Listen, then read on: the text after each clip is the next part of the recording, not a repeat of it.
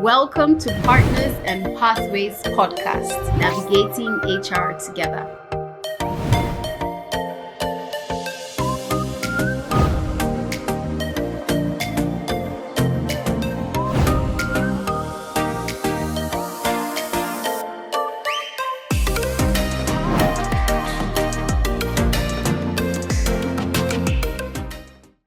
Hello, everyone. Welcome back to yet another episode of Partners and Pathways podcast, your podcast where we navigate HR together. Today is another lovely day, and we're having an amazing episode. I love this one because I have multiple guests. This is the first time, and I also have somebody in the studio with me, and I'm so excited about that. And we will be talking about the big elephant in HR, and that is recruitment.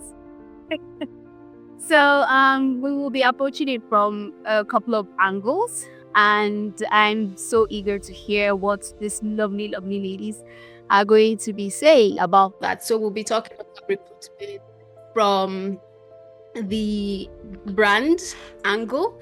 We'll be looking at it from the candidate angle and then from the HR angle and how HR interacts with line managers. So it's really going to be exciting. All right, without further ado, I'll let my guests introduce themselves. We have two guests online. Like I mentioned, we also have Anthonia Taiwo Ajayi joining us in the studio. So I would start with her because she's right next to me, have her introduce herself, and then have our other guests introduce themselves, and then we can go right to it. So you're welcome. Thank you so much, Sarah, and I am so excited to be here. My name is Anthonia Taiwo Ajayi. I lead the People and Culture team at Sahel Consulting Agriculture and Nutrition Limited. And Sahel is a management consulting firm very focused on the agriculture and nutrition space. We want to transform that space and change the narrative of when you see us out there as Africans and you think of a hungry child, right? I guess that's it from me. How did you get into HR? So like a lot of HR people, I would say HR found me. My first love, which is still a love of mine, connected to what I'm doing now, is food science and technology. And then I was class rep from part 1 to part 5. I went to OAU, so we say part 1, not 100 level. And then, funny enough, graduating, that's also HR. So I started practicing HR without knowing. And when I was leaving school, somebody said, Anthonia, you're going to be a good HR one day. I didn't even know what she was talking about. And then I still practice food science and technology for a while. I worked with Nestle. And then I just decided to go into HR eventually. And I've been there for about 15 years now. Wow. Amazing. Good to have you here. All right, so I'll move straight to Rita. Rita, you're welcome to the podcast. Can you introduce yourself and tell us a little bit about yourself and how you found yourself in HR? Well, very interesting. I'll take some tips from her. So good morning, everyone. My name is Rita Sambo. I lead the talent and retention team in an INGO here in Nigeria. I work with International Rescue. I'm currently based in Maiduguri, but I oversee the recruitment for the whole organization. So, funny enough, I have my background. I started off as a biochemist. I studied biochemistry.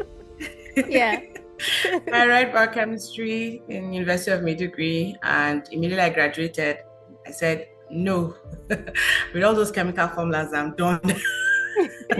I went straight to the capital market. Never practiced biochemistry. Did a couple of things in the capital market and then it crashed. I tried customer service with Airtel, worked in the call center, and I was like, okay, it was pretty interesting. And I think that's why I learned the patience that I currently have working in human resources. Because when you run shifts and you listen to different callers and you cannot end the call because that gives you an automatic 0. Like you just have to listen and be polite and say, thank you for calling us. I was like, okay, I didn't know I was actually preparing for recruitment because it was really tough. I had 4 years in the call center, and then they said I should go to Ibadan I'm sorry. I said no, because I was like, they told us about you wear Iran Buba. I was like, no, I'll stay in Abuja. Then one day I saw this advert with a local NGO. Oh, let me not call him a local NGO. I worked with Connected Development, Hamzat Lawal. I was KC. I was the first staff. And then we now set up the Abuja office, and then I had to do recruitment. And I was like, what is that? Because biochemistry and all.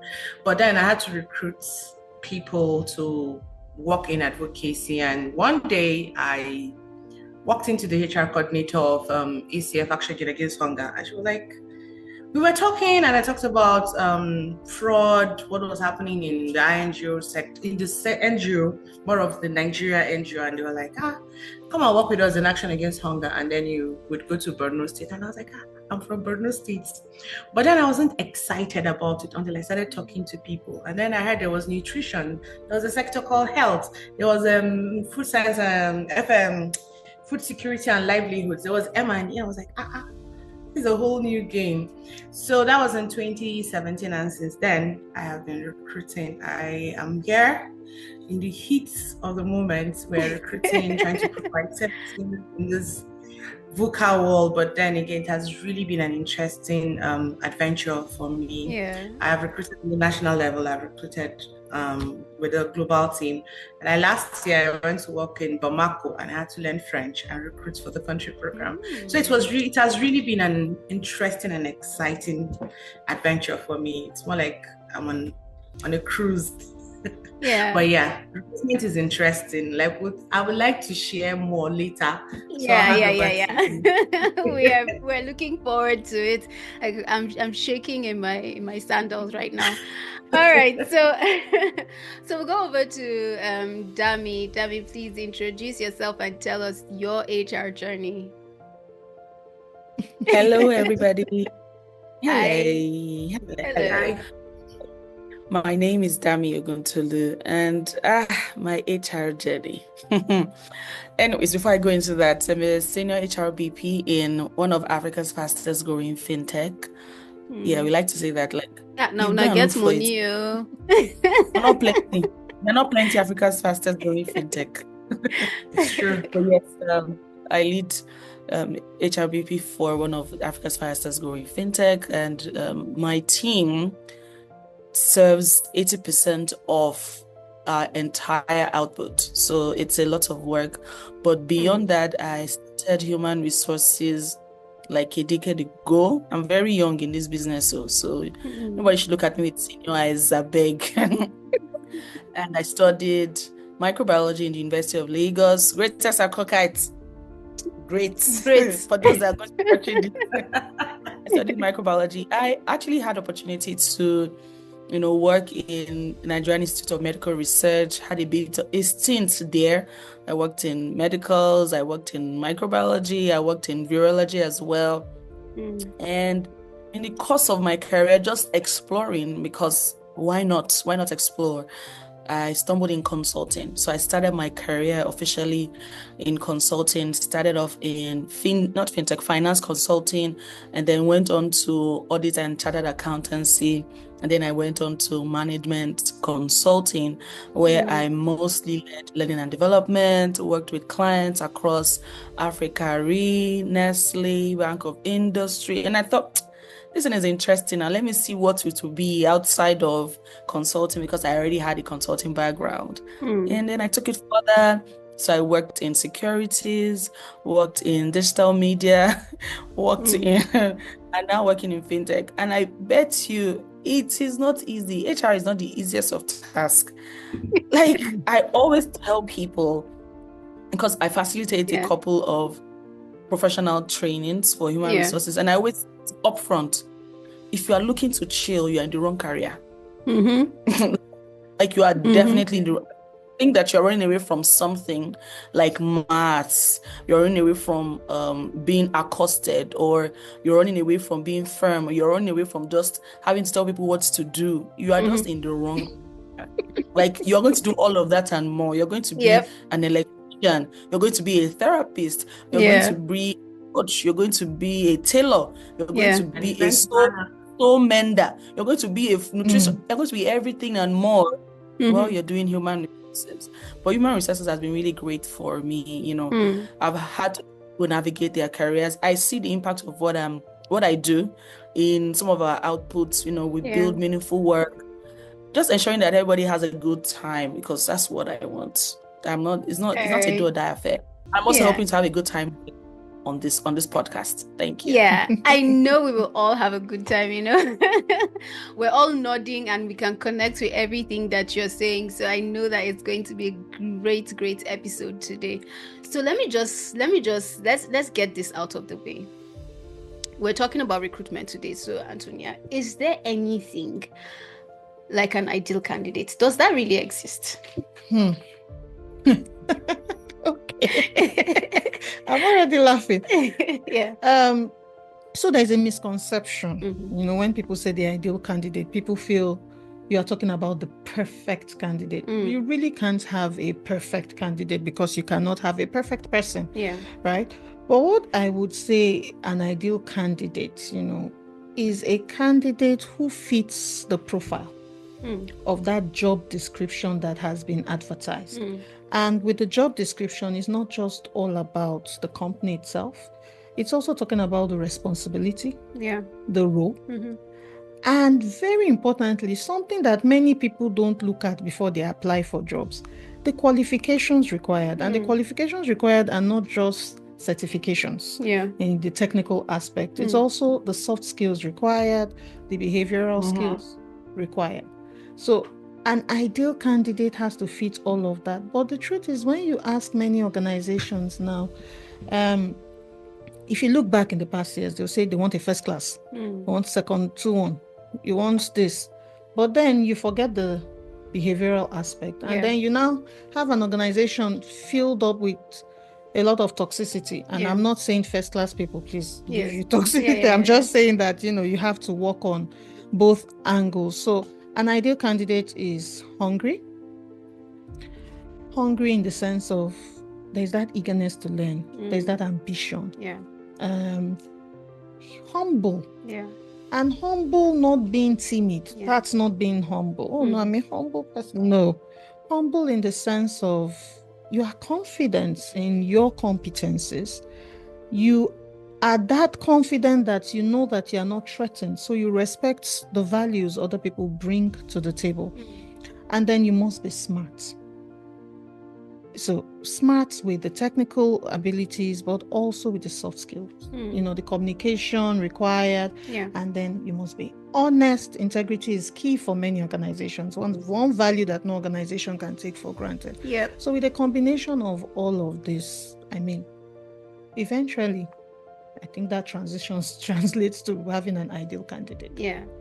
I absolutely love that. It's good that as a candidate, you're not only studying what the job requires, but also how to do the job as well. So that's why you're looking at both the competencies as well as the behaviors and the culture of the organization. So now that we're sort of in the realm of organization, I want us to talk a little bit about employer brand and the employer value proposition and what that means, you know, especially when it comes to recruitment. Because in my space, I've always worked in the development space, the humanitarian space. This is not something that we find stressed a lot. So I'm just curious, right? So Dami, do you want to help us understand what the employer brand is and how it is just important, or why it is important when it comes to recruitment? I absolutely love this. And first, I would say that, you know, what exactly is even the employer brand? What exactly are we trying to address? And that is, the employer brand is how you first perceive yourself before how others perceive you. It's not how you put yourself on social media. It's not the activities that you curate every Friday. It's not those fun games and trendy viral audios that you put to just show that your office is also among. It is first how you perceive yourself. And the way you perceive yourself is determined by your government, meaning your internal organizational government, how you behave, how you act, how you speak, how you show up, your culture, the climate and the environment, the things that make you you. Yeah. So that even when you are placed in an environment that is not accustomed to you and your organization, you still behave the same way. People can easily identify you out of the crowd. That's your employer brand. And so when that brand is put in the right context, it now becomes how others also perceive you. So that even when you are not speaking, people speak for you. Yeah. So people begin to say about you, people begin to speak about you, and people begin to sell for you. So people move from knowing you to becoming your own ambassadors without you even initiating them into any form of contract. So a well-executed employer brand should say, should speak, and should sell what you're about. Now, in the context of organization, what does that do for us? Every organization is looking for the best talents. And, like Tara rightly said, there is no perfect talent anywhere. But if the organization can sell itself enough and can position itself, not just based on let's look cute, but based on a correction of an internal government, then it is able to attract the right kind of people that are in alignment with that kind of government. Yeah. People would naturally be drawn. I want to work in Google. I want to work in Microsoft. I've never been there. Yeah. I don't even have work there. But there is a set of things that I see that made me attracted to them because they have a strong brand. There are a couple of things that we can look at in terms of their rituals, their ceremonies, their communication, the tone of the communication, how they show up, how they celebrate, how they speak about their companies, how their team members represent themselves, the kinds of results they have, and how they display those results in public. All of those part of your employer brand. It's beyond your logos. It's beyond your colors. It's beyond having multiple pages. It's beyond just saying that we want to do something and put it everywhere. It's beyond marketing and digital media. Yeah. So employer branding is very important in an organization, especially with recruitment, because it just position your organization that many and every talent wants to work for. So you're attracting the right kind of people. People are not confused, like giving multiple vibes. People know who you, they know what you stand for, and they are ready to work with you. So I think that's that's where I stand. But in terms of now employee value proposition, because there are two sides to it, right? Yes. Yeah. You have a good brand. You're not able to package together what you are giving the employees in exchange for their good work. Yes. Then your employer brand is as good as useless. Absolutely. So yes, it's good because now you've gotten them in. Now you've gotten what would ensure that they are reaping the benefit is how you put together your value proposition. And an employee value proposition is, in simple terms, ensuring that every resource, every human resource, or every human resource system is designed effectively to ensure that employees or talents are able to meet goals and also meet their personal goals. That's like a simple aim, because it's not just for organizations to thrive. I also want to thrive, to become the leading HR consultant to the United Nations. Your organization is just a stepping stone for me to get there. So how would I enjoy it? So from your time offs, as simple as time offs, what my take home is, the benefits that I go home with, the kind of culture, the kind of environment of resources, the perks that I get, all of those things are part of. But so I'm not going to steal out of the next questions that you're going to ask me. I think I'm going to put it here. It's nice to stop here. Yeah, I like that. And I know that we're going to dig further into the EVP and talk a little bit more about EVP. Yes. So I look forward to that. So let's pause, Let's pause. But you see, all these things connect, right? All these things connect. The organization, and then the candidate has their own part to play. But let's also talk about the people who run this process internally, because I may have the best brand I may put out the best advert. I may do all my research and make sure that I'm clearly defining what my EVP is. But then some people internally may be messing up my process. And that is why it is important that all these dots connect. So Rita, I'd like to bring you in here to talk about that process. So when we're trying to do a selection, a selection process, what are some of the key steps that will make sure that we have a well-structured process from a HR perspective? If you can just give us what should we be looking at? What should organizations be doing when they eventually say, okay, we have identified a gap in the system and we need to bring in someone, whether internally or externally? What are some of the things that you need to start doing? Thank you. So I always tell hiring managers, because by virtue of this position, I have a lot of people coming out like, oh, Rita, I want to recruit. Why? So in the ING, are you recruiting because you have funds, you have underspending, and you just want to exhaust the money? Are you recruiting because, oh, you have someone that's looking for a job? There's a need for that position, for example. So we have it in different and bands. So what I think, if you're recruiting for a coordinator, do you need a coordinator? Does it use? Is it an existing position or is it a new position? Because I feel that filling in position is about aligning the right people with the right skills to achieve organizational goals. So you need to have. It's not just I have a position. That's why I said what is the person's job description. She earlier mentioned that what are the skills needed for the position? What are the years of experience you need for that? So there are so many things you need to put in place before you start hiring for that position. So once you've identified that there's a need for that position, then you now make requests. So for us, I'm going to use the INGO sector because that's where I work. You raise the requests. You fill in the details.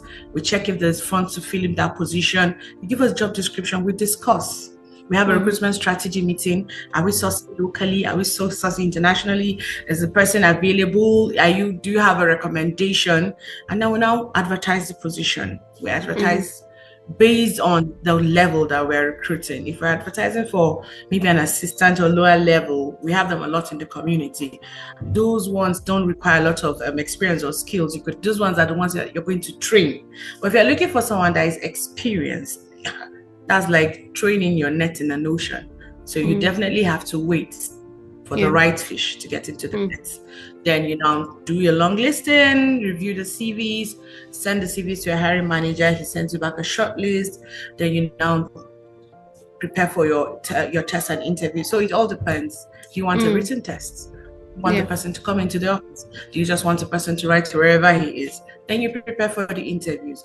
Are you having a panel interview? Do you want to have a one-on-one interview? So these are the things that you need to put in place, because yes, there are a lot of people that could actually do, but then finding that ideal, let me borrow your words, finding that ideal person to do the job requires you to be very, very thorough with this process, because there's this recent trend with ChatGPT where, because except you have a very well monitored platform to manage your process, you get that ideal and then you now start building the capacity.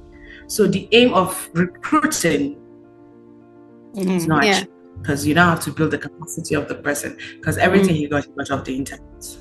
Yeah. All right. Thank you so much for sharing that process. And yes, technology is both our friend and our enemy. But yes, it is here to stay, and we need to find a way to align ourselves to what is there. So I like that you have highlighted the process. But there's this I don't want to call it so conflict, but there's this maybe misunderstanding between what does HR do and what does the line manager do. So I'll just stay with you, Rita. What are some of the What are some of the responsibilities of HR vis-a-vis the hiring manager, and how is that partnership supposed to play out ideally, in a recruitment process? If you can just briefly share that about that partnership, because you tend to see that there's a lot of friction when you're doing recruitment when it comes to HR and hiring manager to say, I'm doing this, I'm not doing this, this is my responsibility, this is not. Do you want to just highlight on that a little bit? Yes, so I'm happy to share more light on that. So the good part for me is that this environment has given me an opportunity to focus only on recruitment. And with time, I've realized that there's that misconception, as you clearly put out there. The hiring manager will tell you, no, it's not my duty. But hello, you're the one that is looking for the technical capacity of that person. Yeah. You understand? So I can manage the process. I'll manage the process. I'll make sure that I dot my I's and cross and T's in terms of behavioral aspect of what that is. Is the person a cultural fit? Yeah. Does he understand what the organization is actually out to do? Yeah. Does he understand our goals and objectives? Of the he needs to know that. That's what I'm there to do. But you see, that technical part is 100% you. Because you know, that's why you drafted the job description. I just check. Okay, you're looking for example, yesterday I saw a post on LinkedIn where there was an advert for a position. I think it was a HR manager, and you're asking the person to be a member of CIPM or SHRM, and then you're asking for 7 years of experience, and then you want to pay him 300,000. So as a recruiter, I'm going to tell you, you're underpaying that person because the person cannot invest that time, put in all those experience, and you're 300,000 in a place like Abuja, it wouldn't even cover for transport. So that's my part. The technical aspect is totally the hiring manager. As a recruiter, I understand what my organization is out to deliver. So I can help you. If the person can be good in terms of he has the technical capacity, but then we see with that back and forth we have within the first 3 months of probation, where the person has the wrong attitude, is where I come in during the recruitment process to check.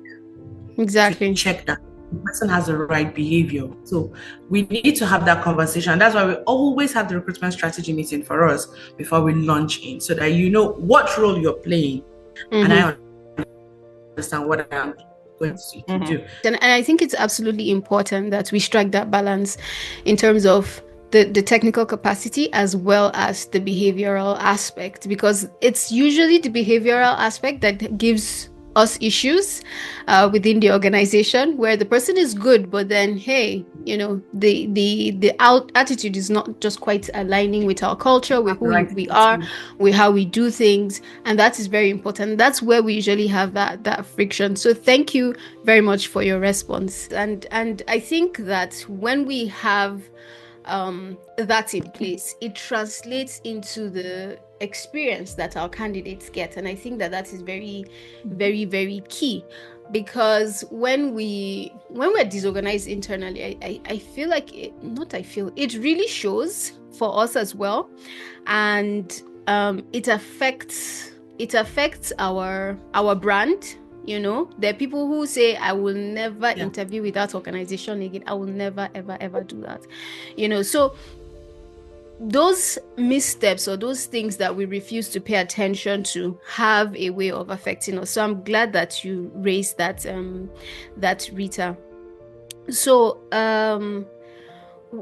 let's then go back to this EVP conversation and just try to highlight what are some of the common mistakes that organizations make when they're trying to articulate their brand or the EVP that they have for high quality candidates. What are some of the mistakes that you find organizations make?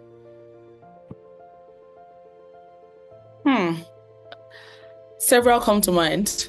There are a lot, and we see them all over LinkedIn. You see them all over LinkedIn. We see them all over job descriptions. We see them laced with beautiful words. We see them laced in titles that don't mean anything. Yes. Having, very lofty titles, very promising them things. And then there's nothing there. So I think the first thing I would say is a mistake is over-promising and under-delivering, right? It's sort of one of the first few things I like to say when I have conversations with HR professionals is your onboarding really starts from your recruitment. The experience that employees would get and how long they will stay starts from the way you recruit and what they perceive about you. When you overpromise and underdeliver, what you have done is create disappointment and a distrust in the organization. They will never trust you. Even when you have good intentions and you would eventually do it, they will never trust you until they see it. Unfortunately, many people don't wait till they see you deliver on your promises because they would have been out. People don't want to get their heart broken, right? I think the second thing would be inconsistency. There's a lot of inconsistency between what I see you say that you're doing and exactly what my experience is. People are not all about the money. I think COVID has taught us so much about being intentional about the kind of experiences that we want. Before, people could manage and just continue to go with the flow. But now people are very concerned about what you say and what you do. So you have to ensure that the big things that you put there, the beautiful pictures and the colorful things that you have put there, maybe overgraded pictures, it's the same as what they get.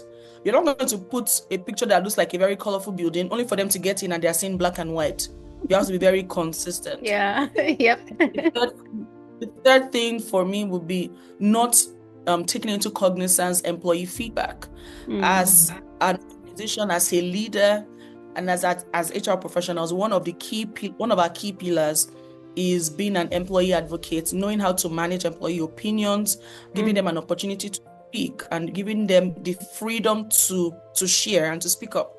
When we ignore employee voices and we're all about looking polished, then we're not being real with ourselves. And when we're not real, even our customers will begin to perceive it, because when we listen to employees, we're getting real stories, real feedback that can make real change and bring about real transformation.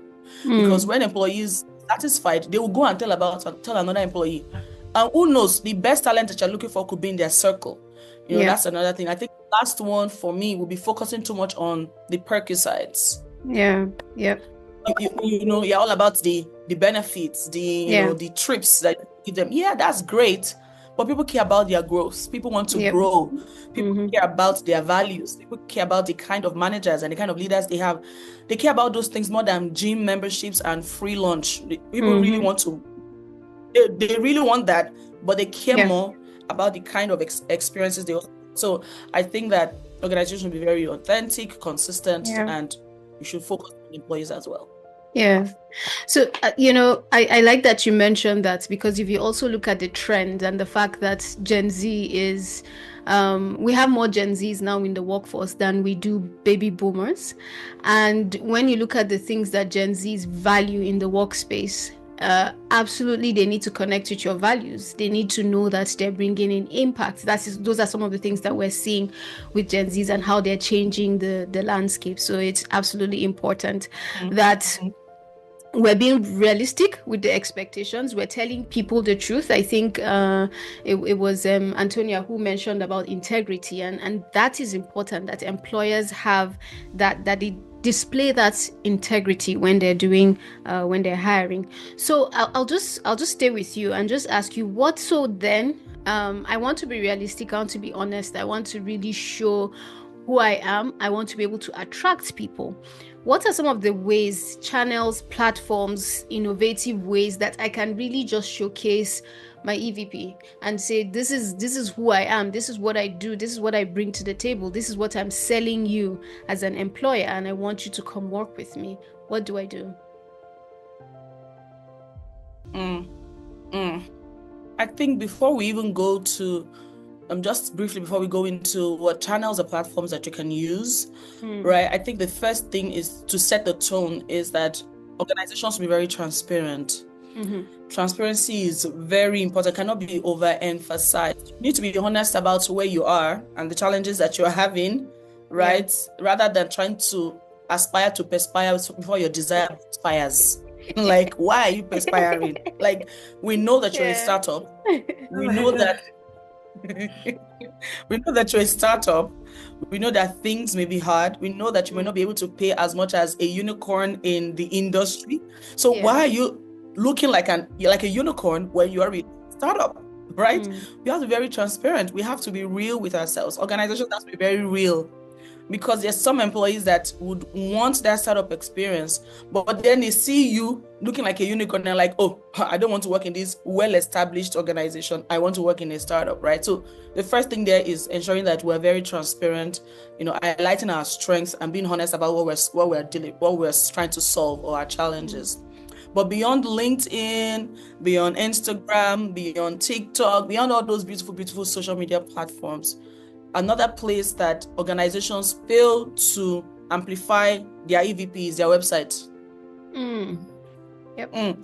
Many organizations don't have an up-to-date website. Their websites are not functional. I cannot see anything about. All I see on some people's websites is Lorem Ipsum. Why would I be seeing Lorem Ipsum? Why would I be seeing the CEO of 3 years ago or the COO of 3 years ago on your website? The website is not updated. That should be the first place. Some people don't even have any slot for our culture on their website. Sure, they have a good website, but the part where that talks about the culture, talks about their blogs, their stories, our careers, it's nowhere to be found. And that's the first place I would usually go to when I want to research about a company. So that's the first place, your website. Or you now go to other tools like Glassdoor, Indeed, going to your YouTube channel, having podcast interviews like this with your leaders and some of your employees, talking about a day in their life, having employees advocate and champion like CSR projects in the organization that even media houses can carry, encouraging employees to share their stories. You want employees to talk. People like to talk about themselves. You must leverage that. For instance, now some of us will talk on this podcast because we like it. You must leverage that. So you don't need a huge budget. You just need to be very intentional, creative, and consistent again, because consistency is what actually creates impact, not one-offs. So so I think that's like a few things that even startups or multinational organizations can use to start amplifying their brand and their EVP. Thank you so much for that. And what you said is absolutely important, especially the website thing. You go to some organizations' website and you're like, oh my goodness, what is this? What am I reading from 3 years ago? And you're like, no, now. The last blog was like 2019. So it's absolutely critical. So let's assume, Anthonia, that an organization has done all that and, they've managed to sell themselves well. They've managed to do all the right things. But then I am here, I want a job, or I need a job, whatever my situation is. And I want to come and really show myself, right, as a candidate. What are some of the characteristics that you have seen that helps candidates excel during the hiring process? What are some of the characteristics that you have seen? Thank you, Sarah. And I'll just borrow something from what Dami said. That as an organization, you have to be authentic. You have to be transparent. It's same with a candidate. It's a two-way thing, right? The organization is looking for you. You are looking for the organization. So it's first a two-way thing. Right? One of the few skills that I have seen, that would help you to excel is that first, the person is honest. And that honesty, it can't hide.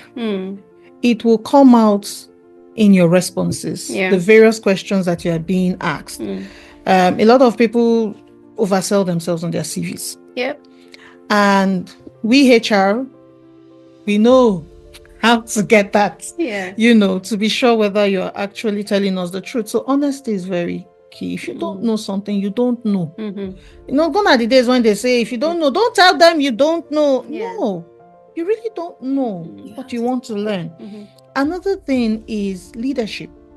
And leadership is not in position. Right? Not that I'm senior HR manager. I'm saying no. Leadership would show through your experiences. You have to be able to show the people there seated before you that you are a leader in your own right. Mm-hmm. And being a leader is not someone who is unhealthily competitive. Mm-hmm. A leader is someone who is confident in his or her own abilities and allows other people to thrive in a safe environment. Mm-hmm. And so you have to show that through your own experiences. It may not even be in the workplace. It may be in your church, in the mosque, Mm-hmm. or just things that you have done in the past Yeah. to strive through that. And then your confidence also should speak through all of that. And humility, once again. If I don't understand something, I ask. Right? I'm asking you a question, you're giving me a wrong answer. But instead of you to have asked me for clarity, then you are going on so that, before they say I look very stupid. No. But ability to ask questions, for clarity's sake. So those are 3 points. Yeah. So how then do I do all of this without overselling myself? Because the thing is, you want to come, you want to shine. You want to shine. How do I not oversell myself? Understand the values of the organization that you're coming to work for. Yeah. In the first place. Align those values with your values. Or see if those values align. Because for some people, your values won't align with the organization's values, which may be a problem if some values don't align. Yeah. But align your values. And then look inwards and see what exactly you can do. Put yourself in the organization's shoes and say, if I'm the one recruiting, what am I looking for in a person? And be able to tell your story authentically. Don't overdo it. If you tell your story, maybe you use the STAR model, you talk about the situation, you give the task, the action, the result. But in telling your story, don't forget to talk about the challenges that you have had. Yeah. You can tell the challenges you've overcome. You can also put it out there, the challenges that you have not overcome. Yeah. But the people that have helped you on this journey and the results that you have been able to come through with. Speak to what you can do. Yep. Because I like the fact that when I look at some of my people in the office and I see them, I say, but you said you could do this. Yeah. You said you could work on. In fact, somebody told me the other day, Anthonia, I never said I could work on that pressure. But just be clear and be truthful from the outset. Yeah. Yeah.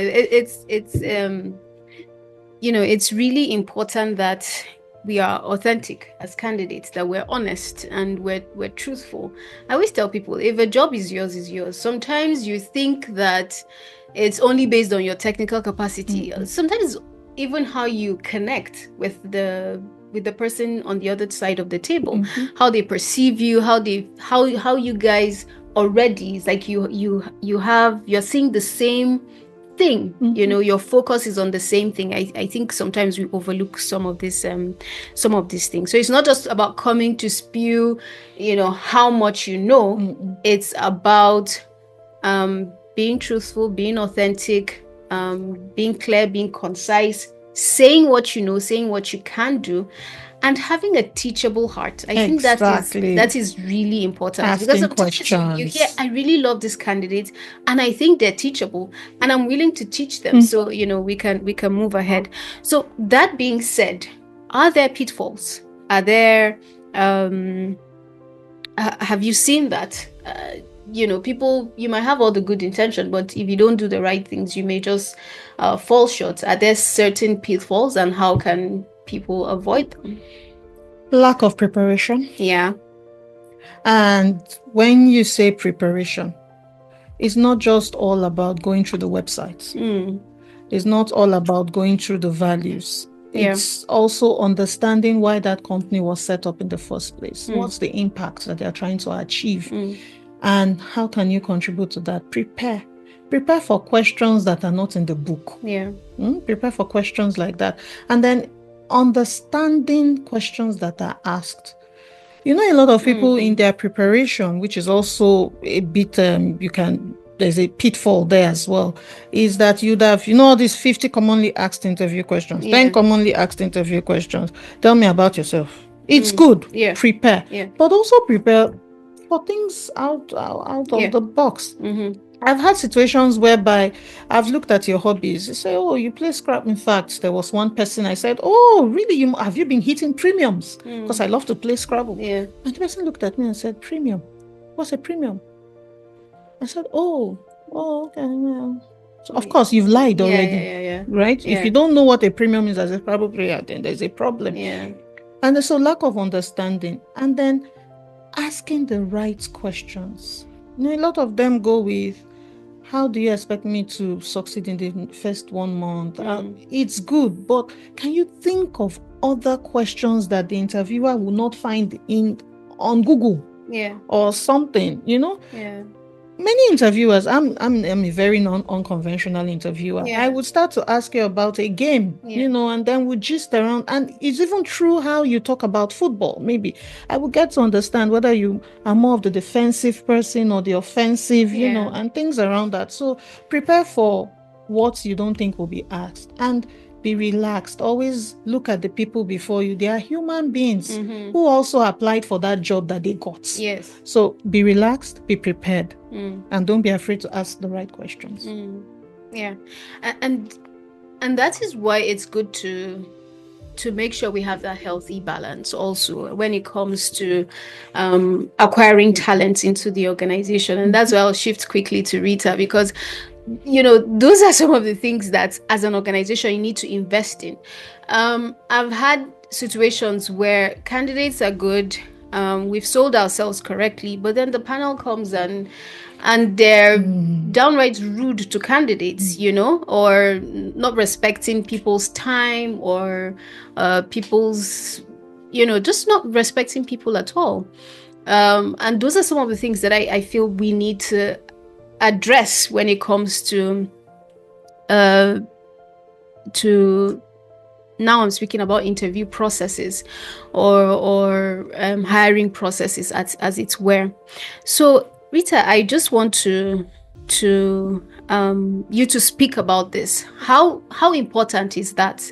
How important is it to make sure that we keep candidates informed? We have that communication with candidates. They're aware of what is happening, and we carry them along during our hiring process. All that is under communication. Communication is very important. If it's in an interview, your body language says a lot. Yeah. If you're impatient, you're irritated, everything I need to know about you as a hiring manager, I, as a candidate, I determine it from the interview, because I know someone from the sector or department is going to be on the panel. So your body language, I don't care what the offer is going to look like, your body language determines. Because we see a lot of people, or we hear a lot of things like, people don't leave organizations, they leave managers. And that's true. Because I'm coming to the organization not just to render a service, but then again, I'm going to work under someone. Except if there's nobody, except if you're the CEO. You're going to report to that another person. And if the person, that's who I'm going, everybody's a marketer. If your body language speaks off, I'm done. Like, I'll just see through the process. I can't wait to leave you because I can't work with you. So it's not just you selecting me, it's me also selecting you. It's a two-way process. And that's why we have that recruitment strategy meeting. Yeah. So we have a panel of 3, 1 recruiter and 2 technical people, and the hiring manager has to be part of the process. And if you can, there's this part I don't. Oh, okay, it's enough. We've had. We know that is rude. Yeah. It actually, it takes the person off. You could keep on, like, you pay attention, or okay, thank you very much. If I want to add it, don't think I will. There's a way you could say it politely, and the person will, like, oh, I have so much to say, but we'll talk about it. You've already gone into you could just say, oh, you've gone to the next question already, but just hold on the point. So let me just ask you so you could buttress it, and the person relax, because you could be excited. Sarah, before you started, you were saying about interviews. When you come into an interview, I welcome you smiling. Yeah. I remember days of 2017 when it was the peak of insurgency, and you have to sit through 10, 15 interviews, and you have to keep smiling. Yeah. Because you're frowning that, oh my God, I still have more candidates. Maybe the candidate has been waiting outside, waiting for his time. Yeah. So you have to be polite. You have to be nice. You have to be welcoming. Yeah. Thank you for waiting. Oh, thank you. I love your dress. How are you doing? I hope you had nice. The person would even know that you've already started the interview. Interview doesn't have to Exactly. be, okay, Yeah. welcome. We're going to start asking you. No. It could just be from a conversation, a friendly conversation. How was your day? I hope we didn't keep you Yeah. out waiting for Yeah. Maiduguri is so hot. Have you been here for a long time? Okay, so tell me about yourself. Yeah. And the person just flows into the conversation because Yeah. the person is also getting, even if he doesn't do well, he will want you could just, I tell people that sometimes if you are saying the wrong thing, say it with confidence, because that's what the hiring manager is looking for. Someone that could confidently walk into a room and get the attention of everybody. So people look out for different things in the recruitment process. And if a hiring manager, everybody's not perfect in an organization. That's just it. There are people that have attitude, like you could actually be in a bad mood. Yeah. But because you're meeting someone for the very first time, you just be cheerful. Yeah. And like, okay. And if you notice it during a recruitment process or an interview process, you could just tell the person, like, can we take a break after this candidate? Let's take a 15-minute break and come back. Yeah, Rita, sorry to interject, but I think one of the things that kind of gets ignored during a process, and it was something I had to address actively, is sometimes we pack so many interviews because there's so much pressure. Hiring manager saying we have to fill this role, and then you're interviewing 15 people in one day. For crying out loud, you're also human. You get exhausted, you get tired, and it shows. So maybe the first 4 people may have the smiley, nice side of you, and then the others are just, the more they come in, the more they're just annoying you. The more they're talking, it's like, oh my goodness, can you just shut up? So those are some of the things that we have to be mindful of. And I enjoy what you say about having those strategy meetings, that we're planning out these things and saying we're not going to speak to more than 3 or 4 people in a day, or we're going to spread it out so that we're giving everybody equal opportunity. And the downside to what we do, the downside to what we do is that it affects our brand, going back to what Dami has said, because how you treat people, they leave that place. They don't say, Sarah was not nice to me. They say, this organization, I will never come back there. I'll never speak to these people. So you're hurting the brand at the same time. So, it's critical that we do these things. But let us switch it up a bit, Rita. Because I wanted to add up to that. It's in a line. Yes, I know where we're with time. So you see,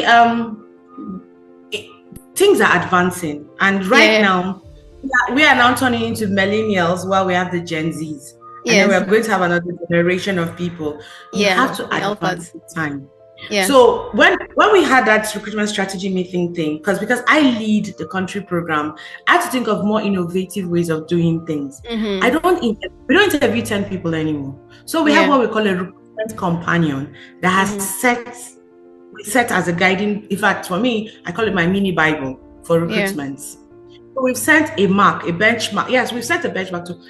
We have, so our tests are 40, are pegged at 40, and our interviews at 60. So if you want to mark 20 scripts, it's fine. But my team, my recruitment team only interviews 5 people.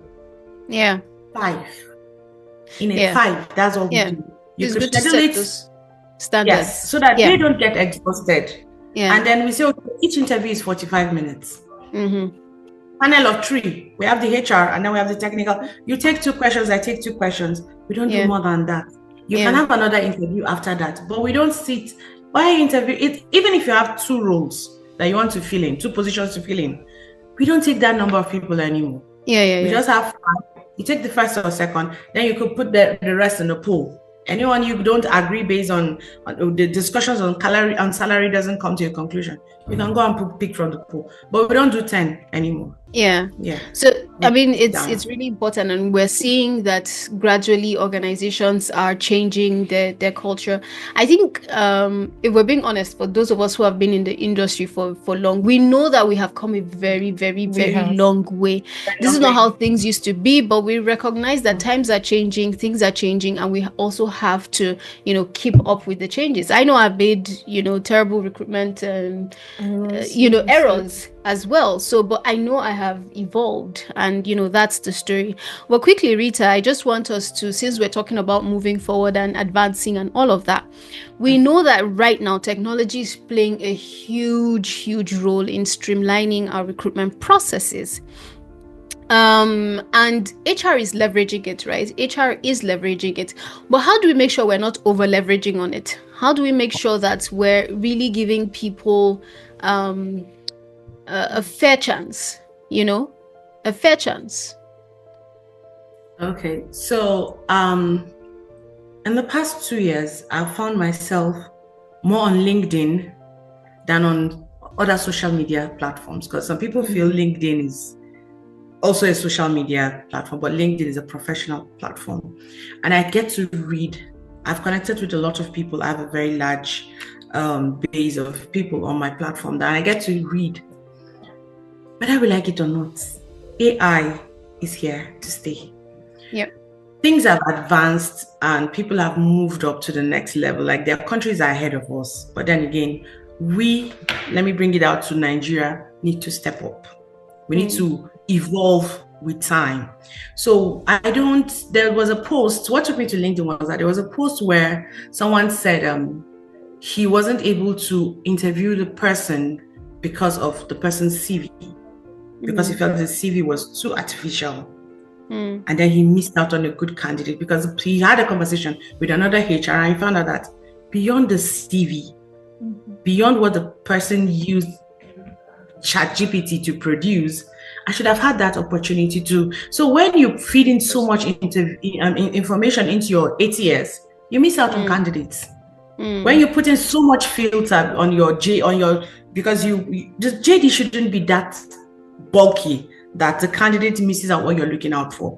And then your CV shouldn't be that refined that the hiring manager misses out for what he really needs for the job. Because that way, both of you are going to miss out on that opportunity to have conversations. We have a lot of adverts going out there, and sometimes I advertise a position. I have over 1,000 people applying for that position, and then I have to put in filters. I told myself, I'm going to miss it. Let me read about this person. Oh, okay, Sarah. What has she been doing in the past 5 years? How has she developed herself? Where has she worked? What are the things that she loves engaging in? I walk over to LinkedIn and I check on your engagement. What kind of meaningful conversations are you having? Yeah. And then I tell myself, I need to talk to this person. I want to learn more. Yeah. So the whole idea of recruiting for me is getting someone to take off some of my responsibility. Yeah. That's why I'm a hiring manager. I'm going to recruit someone that I'm going to, okay, in the next 2-3 years, I should hand over my position to you. Succession planning. Yeah. So if I don't discuss and see someone that I could teach, like she mentioned, someone I could hand over the baton to, then if you don't have a teachable spirit, there's no need engaging. So I make sure that when I'm as a recruiter, because like I said, there's a part of the job that is for the hiring manager, then there's some for me. If you don't take that, then it is. Thank you. Yes, absolutely. Thank you so much for that. Now, I'll just finally ask you, how do I measure the success of a selection process? How do I know this was a successful outing for us when it comes to recruitment? When you're recruiting, or when a hiring manager needs a candidate or he wants to fill in a position, there's a set of things. There are set of points you have put down, like, okay, this is what I'm looking out for. Just like in the job description. I tell hiring managers that if you could get at least 70 of that and the rest you could teach, then you're done. You've done a very good job. Because you have the probation period where it's not, I always tell people, be mindful of that probation period. It's a learning time to see, for you as a hiring manager, to see what I'm looking out for, is it there? Because you could actually feel that this is the ideal candidate and you bring him, like I previously mentioned, and you have to teach the person everything. So perfect or getting that ideal candidate sometimes can be very, very difficult. Even if he matches all the ticks on the boxes. That learning, that first 3 months helps to determine if I got the right person to do the job. So getting the right talent, getting a talent who is teachable and a talent who is willing to stay. I feel, those are some of the Yeah, things. so that Yeah. comes back to the EVP that she mentioned, because there are Exactly. certain things. There was a particular short course I did, and it talked about Google.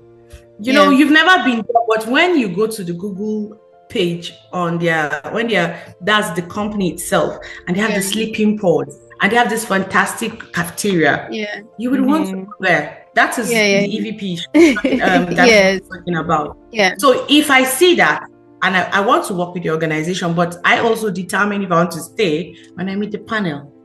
Exactly. Because those Exactly. are the people I'm going to work closely with. Yeah. Yeah. Yeah. Absolutely. Thank you so much. So, Dami, just to hear from you finally, how can hiring managers and HR team up? How can we ensure that we're consistently communicating the same thing about who we are, about the value that we bring to candidates?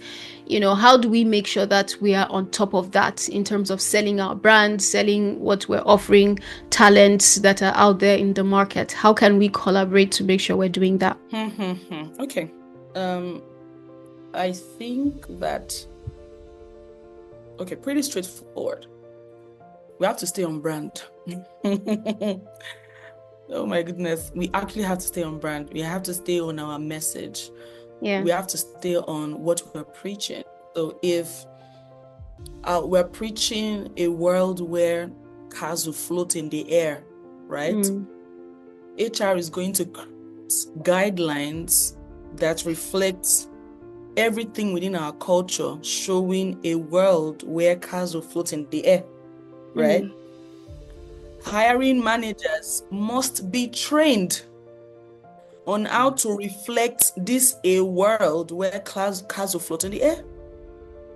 So there is no way along this employee value proposition or employer brand short, there's nowhere in the cultural value chain that HR and managers are not working hand in hand. Usually, HR and managers are and hiring managers are best friends, because HR will empower line managers to reflect the work they've been doing. Yeah. So HR will create the guidelines and the things that you're going to use to talk about, but hiring managers will be the ones to reflect those values in conversations, in interviews, in your communication with team members, communications on panels, communications maybe during feedback, performance reviews. You must keep the communication open. We must continue to talk. HR will bring all the expertise. Managers will put context to that expertise, because they're the ones working directly with the employees. Yeah. But if you take that context out, there's going to be a problem. And again, consistency creates impact. We cannot start this context conversation or this relationship today, and then by next week we go again and move from a world where cars will float on air to a world where cars will be swimming in water, and the hiring managers are not sure about the world we are living in. Consistency, we have to stay on brand, and we have to be very consistent all the way. So it's not only consistency in hiring, it's consistency all the way to offboarding. Exactly. Yep. All the way to offboarding. We have to continue. We're not working against each other. We're not thorns in each other's neck. We're actually partners in this work together. Yes. So that's what I think is the easiest way for us to collaborate. All right. Thank you so much. This conversation has been so interesting. I wish we had more time to, talk. But unfortunately, we have to, wrap it up. But I'm curious to hear your worst interview experience, especially one in which you were the candidate. Especially if you don't have it, fine. But I'm curious. So we'll start with you. They're starting with me, okay. So something Rita and I share in common is that we worked for call centers. So I worked for MTN and you worked for Airtel. So I will give you my interview. And the questions were just coming at me, and I was like, Basbos, thank you so much, Dami. At the point in time, I didn't even know some answers. I said that at the point I don't know. But then I was still a bit calm. In fact, I think I was really calm. But at the end of that interview, I stepped out and I cried. the tears were flowing. But it was flowing. But it was when I got into HR, I understood what she did. The panel, my interviewer, it was a situational interview. And a stress interview. She had to, let me on. And it's not even when I got into HR, it's when I now started working. Rita, you understand. When you get the insults and you say you're very sorry, you say you're sorry in your mind, you're sorry for being but that was my worst interview. But that helped me to become better. So thank you to her. All right. So so Rita, we're coming to you. What was your own experience? So speak either for yourself or for your candidates, and would appreciate if you're brief with this. Okay. For me, I've not had a bad experience because I've been fortunate to move from one organization to other based on recommendations. But what people always forget to focus on is the candidate. When we talk about candidate experience, candidates forget to prepare for a process. They receive an invite and they just appear. Like they don't know what the setup is. Maybe because you have been in HR, you know what you should do. Lights, good network, electricity, elevated laptops, quiet background. Those are the basic things that enjoy your recruitment process. Yeah. But they don't come prepared. I said sometimes you walk into an interview and you're all sweaty or smelling, or you don't even have the right outfit. As a HR person, you have the knowledge of, okay, all these things counts. Sometimes you see that you have a good candidate, but you don't even want to spend time talking to the person, maybe because of mouth odor or body odor. So there are basic things we should put out there. I'm happy that we're having this, and I pray that we are able to circulate it so people get to know that the interview experience is not just from the organization. I can sell my product, but am I getting the right customers? Product. So I don't know. I pray that you also try to have that another podcast on interview so that people get to learn that there's a preparation for a candidate for him to enjoy his own experience during the recruitment process. All right. Yes. So maybe we will consider taking you up on that, just really drilling down on how people should prepare, what to look out for and all of that.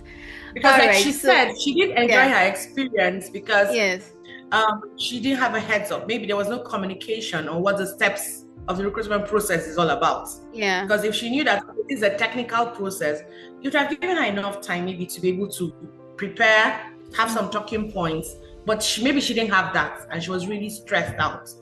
Yeah, but I think it's also good to prepare for anything and everything. You know what I mean?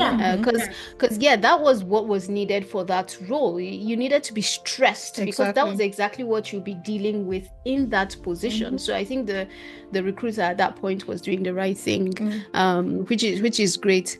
So Dami, what's yours? I'm going to give you one that happened to me and then one that happened to a candidate. So I'll start with mine first. So I haven't been on so many interviews. Fortunately. So when I was really interested, like, let me even see what's happening because I like to refresh myself and see what the expectations there for my role is. And I decided to get into the market and I some companies that I really liked. I went to do the interview for one. And I was interested, like they had the first few people I spoke with did the phone call, then the preliminary one, then I had a case study to submit in 24 hours. And because, presentations are one of my core strengths, I done my research. I went to checked all brands, most the leaders that was going to be interviewing me, went to read up about them, their latest posts, all of those things I should know, what the company is focusing on, to create it on Canva. I don't joke with my presentations. Like my presentations gets there. I don't even need to sit with the presentation. Once you see it, you should be able to sort yourself out. And so I'd done it.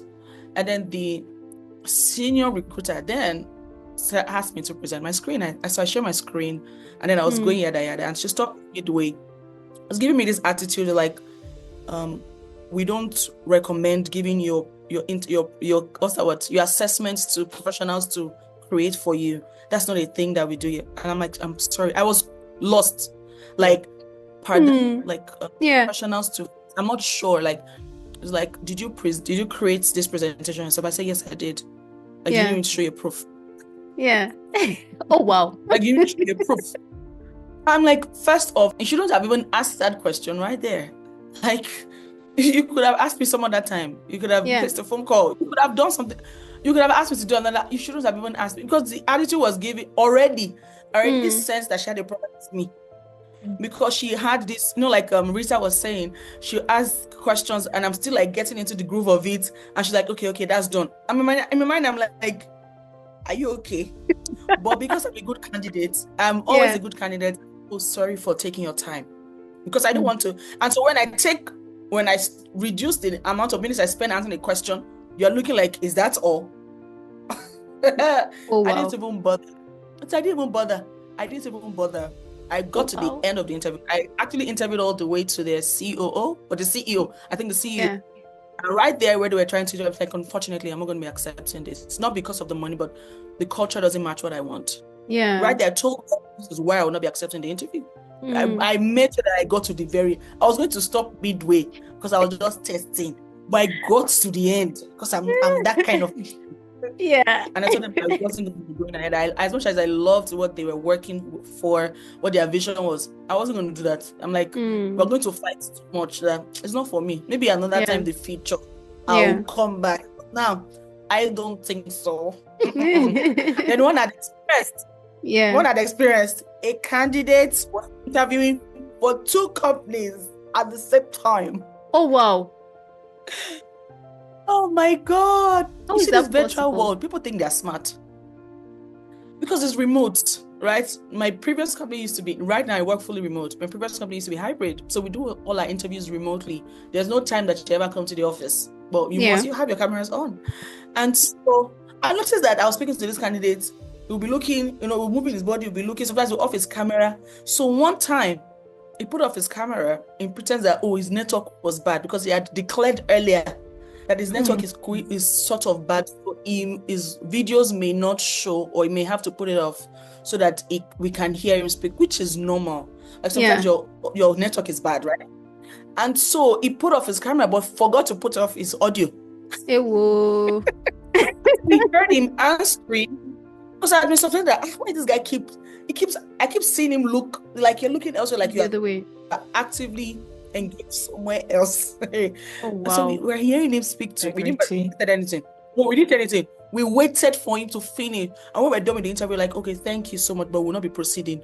They're like, oh, what happened? I said, oh, no, you can continue with the other organization. That you were like, oh, no, that you didn't know how to tell us that we could have changed it. I said, you could have asked. There's nothing wrong with asking. But unfortunately, you missed your opportunity. And it was a great candidate, but candor is a deal for candor and integrity are a big. That's it. It was so funny. I'm like, you have the mind. Oh, wow. As in your heart of it was a good thing. Yeah. People are funny. Yeah. People, is it like that's what it's just jobs looking for money. Yeah. And I think it's important to put it. sorry. I think it's important to put it out there. Ask. Let them tell you no first. Yeah. I think it's really, really great that candidates feel comfortable enough to know that. I always tell people the worst that can happen is they'll tell you no. And when they tell you no, you kind of even get the idea of the kind of organization, because a lot of organizations, if they see your CV and they're interested in speaking with you, they'll try as much as possible to accommodate you. So try, let them tell you no first before you do that. Oh, that's really unfortunate. Sorry, just to say on that, right? Which is why even after I send an email, or the HR or the hiring manager sends an email interview requesting that we're going to interview also, and they put it there, that clause, that if you have any concerns, because that statement is already a cliche. People don't believe it. Yeah. If you have any concerns or further questions, kindly reach out to me. Sometimes it's copy and paste. We don't even mean it. Yes. We go the extra mile of calling you. Yeah. Because sometimes you're able to hear the enthusiasm of your recruiter from the phone, from the voice. Yeah. So we go ahead to call you to say, so is your date. We open the email, but don't forget, if anything is going to change before they let us know on time, so we can quickly. We go ahead to call you. So we called it candidates. Yeah. No. Why would I waste my credits for you? Just And, put and that it out just there. it just ties in with the whole, conversation about the brand and the EVP and who you are and how you have to be consistent in all that you do. But yeah, it's really amazing, and I would always encourage candidates, please err on the side of caution. Ask, let them tell you no. I'm sure they'll always give you a reason to say maybe we can't accommodate this, we're on a tight schedule, something like that. But ask first. Let it be that they said no. Don't exclude yourself from the process by yourself. Yes. All right, ladies. I wish we could spend more time together, but unfortunately, all good things come to an end. So I just want to say thank you so much for joining us. It has been an amazing conversation. I don't know if I have time to share my own experience, but yeah, so when I was starting out in HR, I used to do this thing well, pick your CV and then I'll read for errors. And then when I come for the interview, I would be like, tell me about yourself, and you describe yourself. People always say I'm very detailed, I'm very detailed oriented, and I'll be like, oh, you said you're detailed oriented, but you didn't do this paragraph. And then one day I went for an interview. And the same thing happened to me. Oh my goodness. I was frazzled. I was humbled. My confidence went from here to the floor. It was dragging the floor. And like Anthonia would say, humility. Yes. Anthonia would say humility. I was humbled. I was really humbled. And that was the last time I did that. And if I've ever done that to you, I am so sorry. I'm apologizing right now. I'm so sorry. And public apology. Yeah. Yeah, so we learn every day, and I'm glad that I had that experience so that it will teach me how to treat other people better. But ladies, it has been an amazing conversation. Thank you all so much. Thank you, Rita. Thank you, Dami. Thank you, Anthonia. It has been lovely having all of you here, and I hope you can come back and we'll talk about other things very soon. Take care and enjoy the rest of your day. I think we should take a groupie. I think we should actually take a groupie. Cheese. Cheese. Yeah. All right. I hope you got That's that. close up. Thank you so much, ladies. Bye. Bye. Bye. All right. Thank you so much for joining us for this episode. I'm sure you have enjoyed it. I have definitely enjoyed speaking to these wonderful, amazing ladies. Until we come your way again, please like, subscribe, follow us on all our social media platforms. We will speak to you very soon. Bye for now.